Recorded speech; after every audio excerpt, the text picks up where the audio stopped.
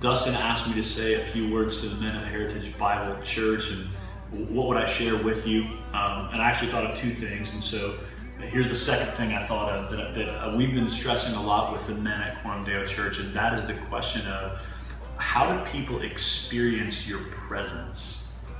Think of it this way: when you walk into a room, how do people experience you? When you walk into your home after a day at work, how does your family experience you? When you show up to a small group gathering, how do the people in that small group experience you? Do they experience you as aloof, as distracted, as maybe physically present but not emotionally present? Does your wife say things like, hey, you're here but you're not here? I know you're in the house, but I feel like your mind is elsewhere. All those things are symptomatic of this reality, that as Americans, we tend to place a lot of stress on technique, on skill, and on sort of learning tools.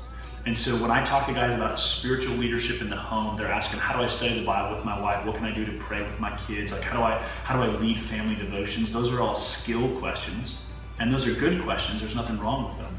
The question they're not asking is, what's my presence like in the first place? Does my wife want to study the Bible with me? Do my kids see me as someone who's warm and present with them so that they're actually interested in me leading them spiritually? And so if we only ask the skill questions and we don't ask the presence questions, what we're doing is we're just replicating this American obsession with technology and with tools at the expense of the thing the Bible really puts emphasis on, which is character, the weight of a man's presence, what he's like when he enters into a room. Do people experience him as a life-giving presence?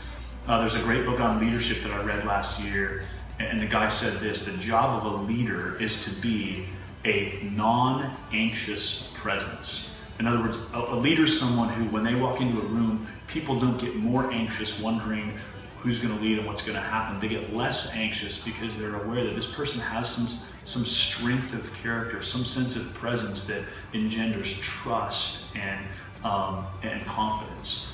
And that's, I think, what the Lord wants us to be more and more, is the kind of men who our presence is itself life-giving. Our presence is itself confidence-inducing. Our presence, when we're around our kids and our wives and our friends, feel like, oh man, this is a guy who knows who he is, what he's about, and he's not trying to posture and pretend and make up for his lack of character with the strength of skill, but he's got the right kind of presence. He's got a mature, godly presence about him. So that's my challenge for you is, hey, there's lots of skills we need to build. There's lots of tools we actually do need to gain.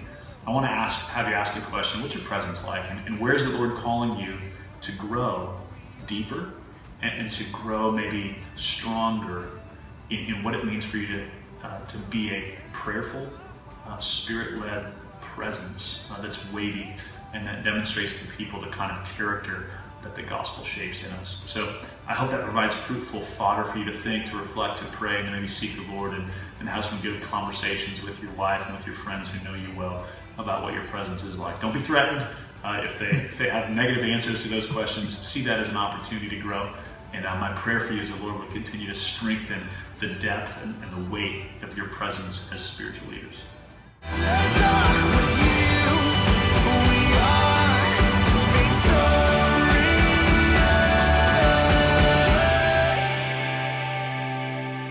We are more than conquerors through Christ. You have overcome this world, this life. We will not bow to sin or to shame.